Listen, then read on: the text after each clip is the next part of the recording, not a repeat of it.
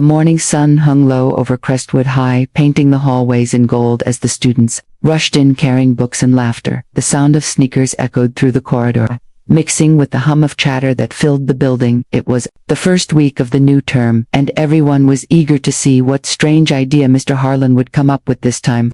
He was known as the teacher who never followed the rules, the one who made frogs sing through science projects and once filled the lab with harmless smoke to teach the lesson of chemical reactions. The students never knew what to expect.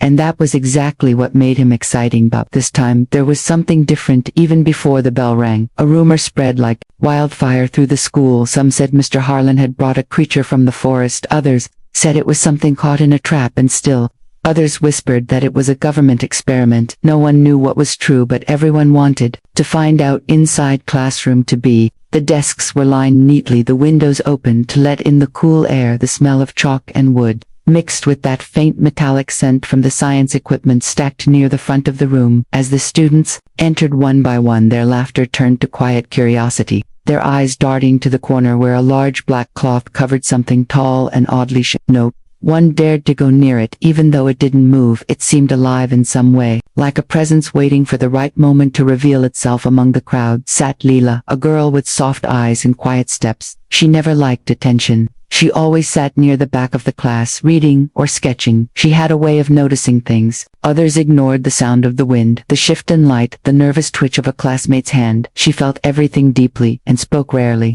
Her classmates often forgot she was even there, until her calm voice surprised them with an answer no one else could find. As the bell rang, Mr. Harlan entered the room, his coat fluttering behind him, his smile wide and confident. "Good morning, class," he said, his tone carrying that spark of excitement that always meant something unexpected was about to happen. "Today we are going to talk about fear and instinct, about how living things respond when their world is challenged." He paced slowly before the class, his eyes gleaming as he stopped near the covered cage. "Fear," he continued, "is not something you read about. It is something you feel deep inside. It reminds us that we are alive today. You will see fear face to face." The students exchanged nervous glances, their curiosity mixed with unease. The room seemed smaller now, the sound of the ceiling fan louder. The black cloth rustled slightly, as if something beneath it had moved. A low thump echoed, and a few students gasped. Mr. Harlan smiled. "The lesson today," he said, "will not be written in your notebooks.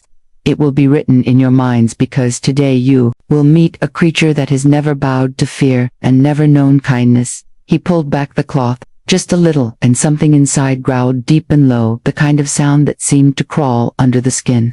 The students froze, breathless, hearts pounding. Leela felt it too, but there was something else beneath that growl, something sad, something familiar. She could not explain why, but her eyes softened instead of turning away. She leaned forward, drawn to what hid behind the veil, and in that single quiet moment before the full reveal, she already sensed that whatever was inside was not just a beast, it was something broken, something waiting to be understood. The room felt heavier as the seconds passed, each heartbeat loud enough to fill the silence. Mr. Harlan stood still beside the cage, his eyes locked on the students' faces, as if he was studying their fear more than the creature itself. He had always believed that true learning began where comfort ended, and this was his grandest lesson. Yet he wanted them to see the untamed truth of nature, the raw line between control and chaos. And so he waited for that perfect balance between dread and wonder to hang in the air. The black cloth still covered most of the cage, but movement could be seen beneath it, a shape shifting, a low growl rumbling like thunder behind a wall. Several students leaned back in their chairs, clutching their desks, while others leaned forward, unable to resist the pull of curiosity, even though their skin tingled with unease. Mr. Harlan began to speak in his calm, deep voice, the kind that filled the room without needing to shout. He told them about ancient instincts, about how fear was not the enemy, but the oldest teacher known to humankind. He said that when we face what we fear, we discover who we really are. But his words faded as the sound inside the cage grew louder, sharper.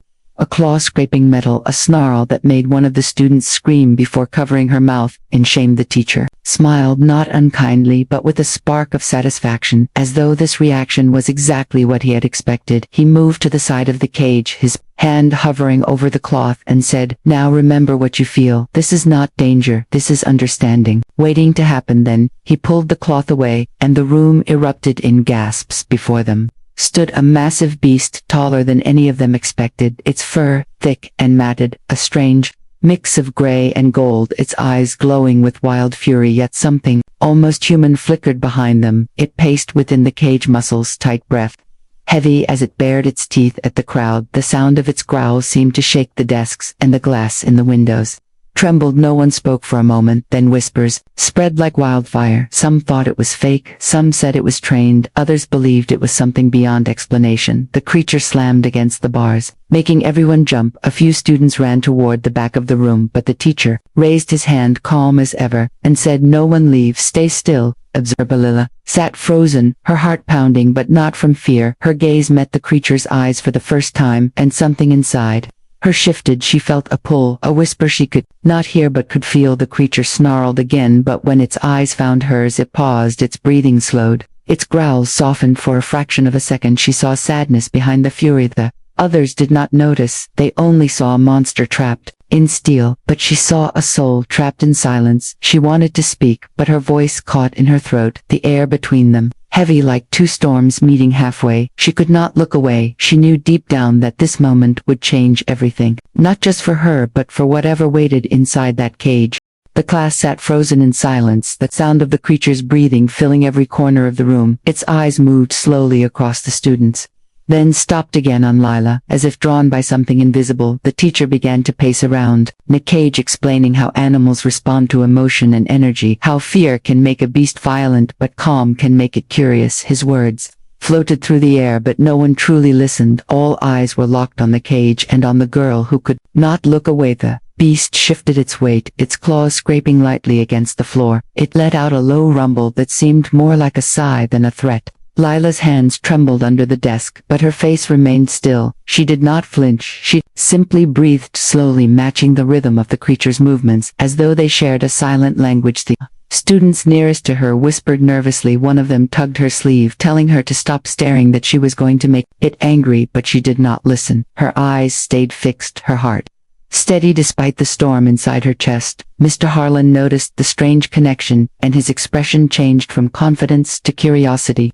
He stepped closer to the cage, his voice softer now as he said, "You see, this is instinct, pure, unfiltered nature. What we fear is often what mirrors us the most." He turned to Lila and said gently, "Would you like to tell me what you see?" The room turned to her as if the air itself was holding its breath. Lila hesitated, unsure of how to answer. She wanted to say she saw pain, she wanted to say she saw loneliness, but the words would not come out, so she only whispered, "I see it." Looking back at Mita, teacher frowned slightly, then nodded as though trying to understand her meaning. Before turning to the rest of the class, he spoke about control, about how animals can sense emotions, how even fear has a scent. But while he spoke, the creature kept its gaze on Lila, never blinking, never looking away. Then something unexpected happened. The cage shook, not from rage but from movement. The beast stepped closer to the bars and lowered its head. The air grew warmer, thicker, almost alive. The students screamed, thinking it was about to attack, but it did not. Instead, it let out a strange sound, a deep, quiet hum that felt almost like a call. Lila stood up slowly, the legs of her chair scraping against the floor. She took one step forward without thinking, her eyes still locked on the creature. The room erupted with shouts of "No" and "Stop," but she could not hear them all. Sound had melted away, replaced by the slow pulse of her heartbeat and the steady breath of the beast. Mr. Harlan moved forward to stop her, but then froze. The creature had stopped moving, its tail low, its body still, and its eyes gentle. The same beast that moments ago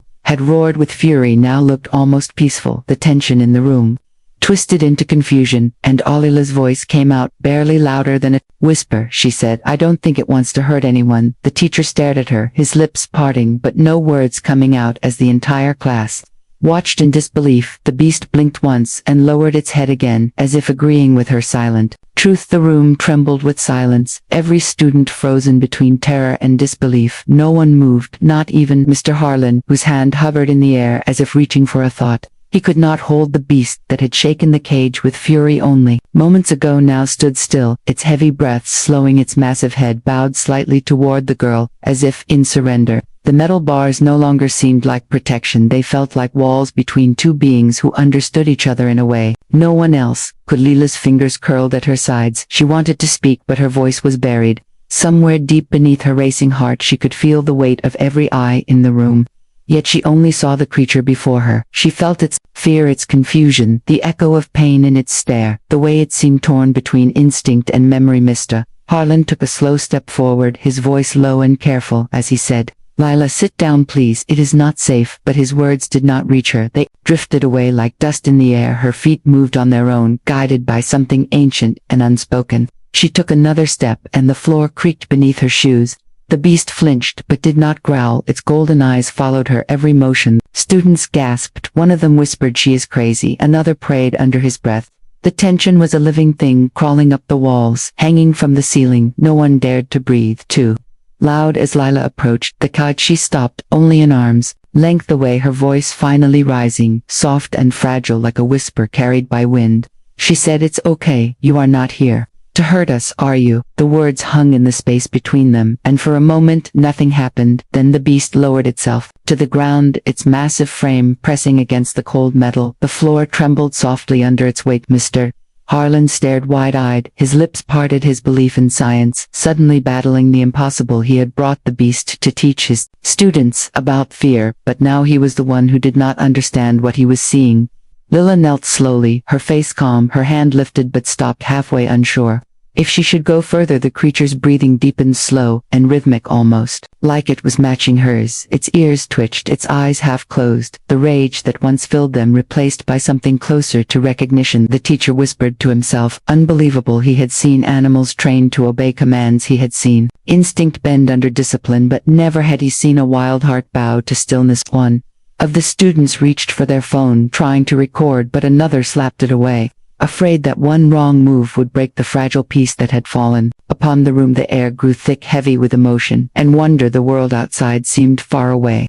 The ticking clock forgotten, Lila finally placed her hand on the cold steel, separating her from the creature, her voice steady as she said, "You are not a monster, are you?" The beast leaned forward, pressing its head against the same spot between them. A soft sound escaped from its throat, not a growl but a mournful hum that made several students gasp, tears filling their eyes. They were not watching a lesson anymore, they were witnessing a connection. Mr. Harlan felt his chest tighten, realization dawning on him that this day would change not just his class, but everything he believed about control, fear, and the human heart. The world seemed to hold its breath as Lila kept her hand pressed against the cold steel of the cage, her heartbeat steady, yet distant like the rhythm of something larger than herself. The creature did not move away. It stayed close, its golden eyes fixed on her face, and for a long silent moment, time felt like it had stopped. Nothing existed beyond the space they shared, the air between them heavy with something too deep to name. Mr. Harlan stood frozen, unsure whether to intervene or watch. He had never witnessed such a thing. The girl's stillness seemed to calm the beast more than any chain or barrier could. His mind tried to find logic, but logic dissolved in the warmth of that quiet connection. He whispered softly to himself, "This cannot be possible." But even as he said it, he could see that it was the students huddled together, some gripping their desks, others holding their breath. The fear that once filled the room began to fade, replaced by something strange: curiosity, wonder, disbelief. It felt like the beginning of a story none of them would ever forget. Lila spoke again, her voice low and clear. "You are afraid too, aren't you?" she said. Her words carried no tremor, only compassion. The creature blinked, its body relaxing slightly, its tail curling along the floor. It made a deep, low sound like thunder softening into a sigh, and even though no one could understand the meaning of that sound, it felt like an answer. Mr. Harlan took one step forward, careful not to startle either of them. He said, "Lila, whatever you are doing, keep speaking. Do not move too fast." She nodded without taking her eyes off the creature, her lips forming words that seemed to rise from instinct more than thought. "You are not a lesson," she said quietly. "You are alive, and you remember something bad, but it is over now." The creature tilted its head, and for the briefest moment, its eyes glistened like wet glass catching the light. It lifted one paw and touched the bar between them, claws resting gently against the metal. No sound of rage, no snap of teeth, only a quiet surrender that no one could have imagined. The Class watched in awe, some trembling, some on the verge of tears. One of the students whispered, "This is not an animal. It understands her. It really does." The teacher finally found his voice, his tone hushed with reverence, as he said, "Sometimes, nature reminds us that we are not the masters we think we are." The creature's breathing slowed again, each rise and fall a sign of peace, the kind that only comes when fear dissolves into trust. And though the room was filled with people, it felt as if Lila and the beast were alone together, two souls who had found each other in the middle of chaos outside the window. The wind moved through the trees, bending the light across the walls. Lila felt it wash over her like a memory she could not place, and for a moment, she felt certain that this meeting was not an accident, that something beyond reason had brought them together.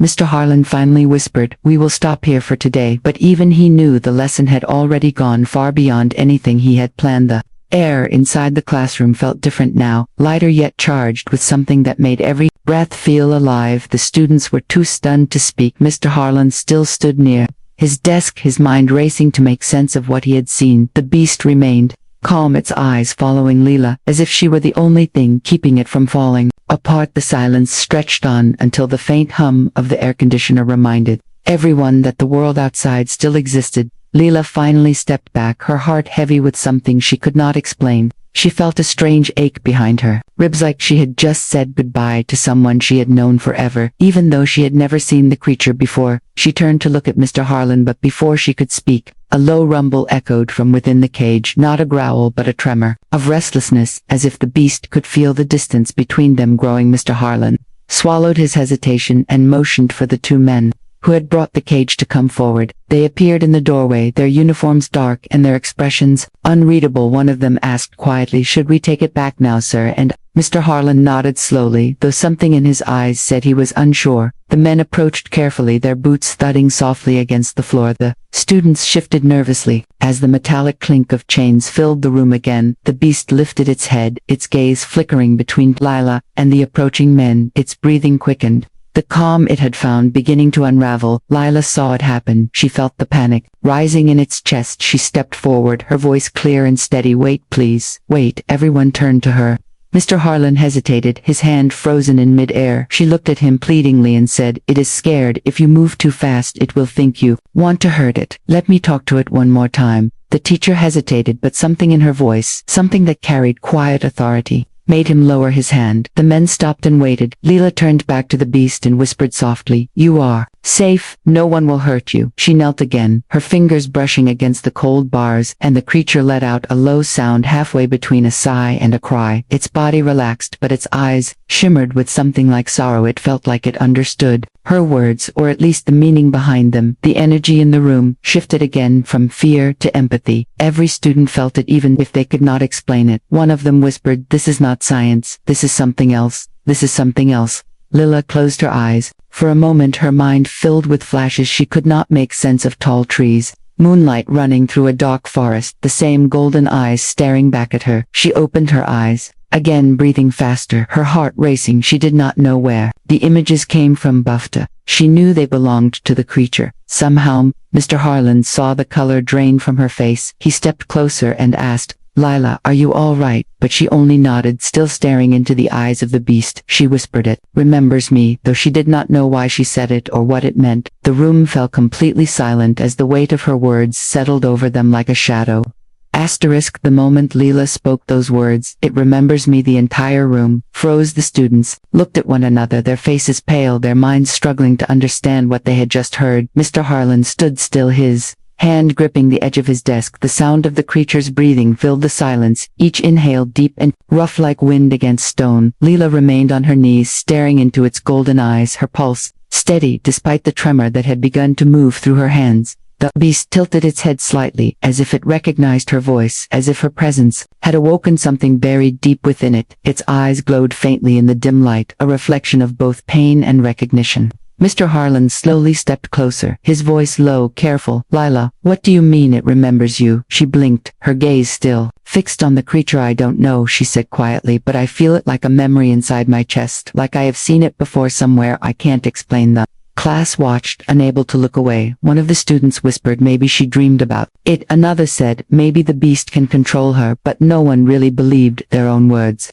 The air felt charged alive, the hum of something powerful, moving unseen between the girl and the creature. The two men in uniform exchanged nervous glances. One whispered to the other, "We should get it out of here now before something else happens," but the other shook his head, afraid that any sudden motion might shatter the strange peace that had settled over the room. Lila lifted her hand again and pressed it against the cold steel. The creature mirrored her movement, placing its massive paw against the same spot. The metal groaned softly beneath the weight, but neither pulled away.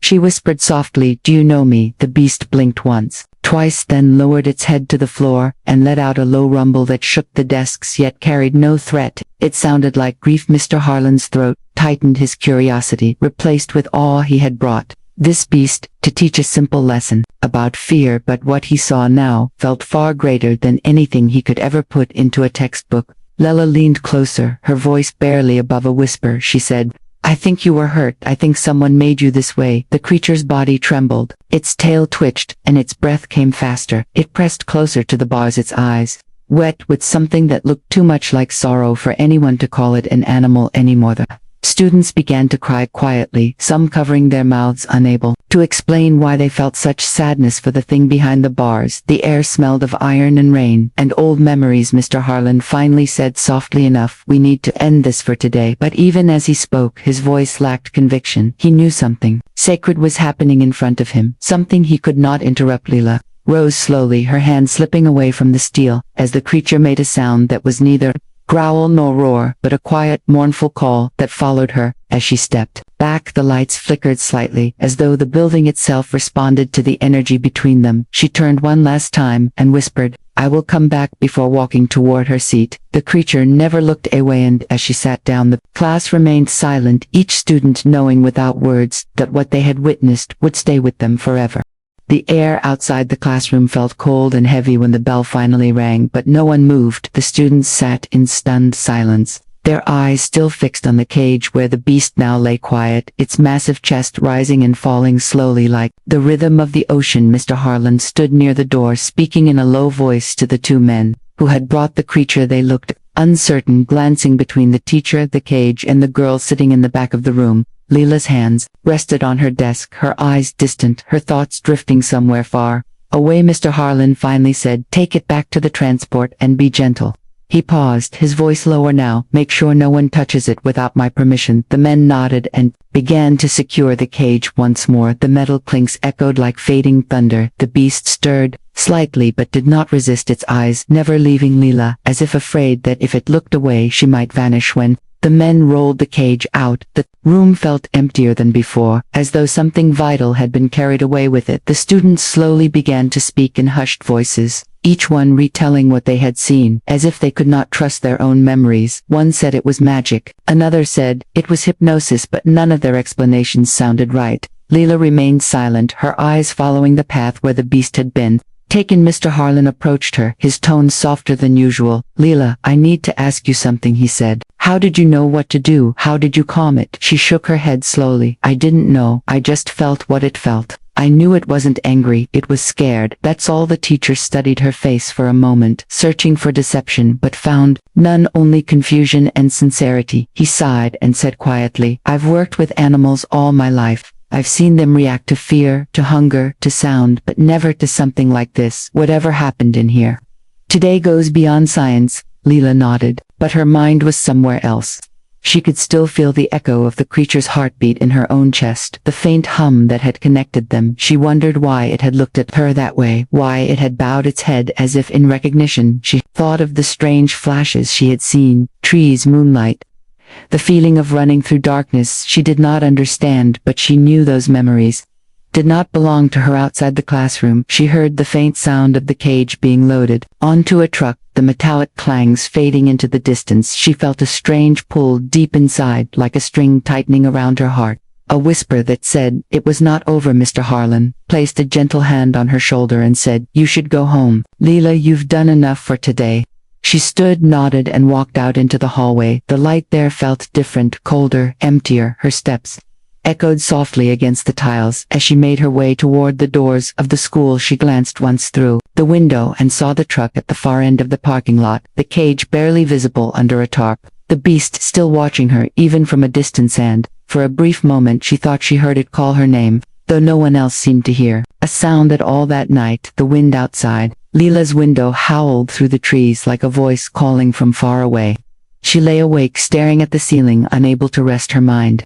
Looping back to the moment in the classroom, the sound of the creatures, breathing the light in its eyes, the strange pull she had felt deep inside, she could still feel it even now, a faint hum beneath her. Heartbeat like an echo of something unfinished. She rose from her bed and looked out at the forest behind her house. The moon hung low and pale, and for a moment she thought she saw movement between the trees, a shadow gliding silently through the darkness. She whispered softly to herself, "It cannot be," but the whisper carried no certainty, only hope. Her breath fogged the glass as she pressed her forehead against it. Outside the wind shifted, and somewhere distant a low sound answered, not quite a growl, not quite a cry, but something that made her heart tighten. She knew then that whatever connection had formed between her and the creature had not been broken, it had only changed shape. Meanwhile, across town, Mr. Harlan sat alone in his study, surrounded by stacks of papers and notes. He replayed the day over and over again in his head, trying to make sense of what he had seen. He wrote down every detail, the posture of the beast, the tone of Leela's voice, the look in its eyes. He compared it with everything he knew about animal behavior, but none of it fit. It was as if he had witnessed two beings sharing a single heartbeat. He looked out the window toward the dark forest and wondered if he had made a mistake bringing the creature into that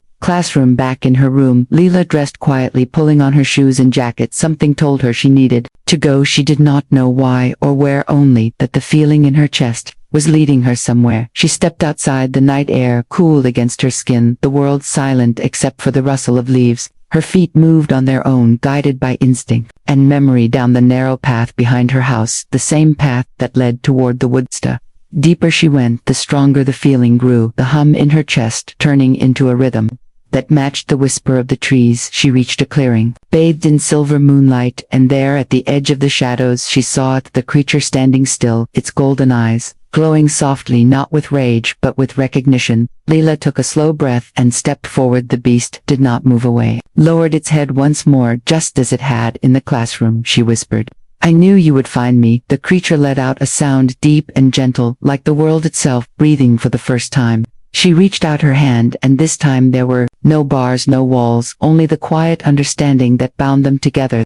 The wind moved through the trees, carrying away the last of the fear that had once lived between them. Mr. Harlan would later return to the empty cage and find the locks broken, but no signs of struggle, only a single feather of gold and gray lying in the corner. Leela was never seen at school again, though some said they saw her in the forest, walking beside a great shadow under the moon, her hand resting against its mane, her face calm as though she had finally found where she belonged. And from that night on, the people of Crestwood whispered that the beast had not been brought to scare the class, but to find the one person who could set it free.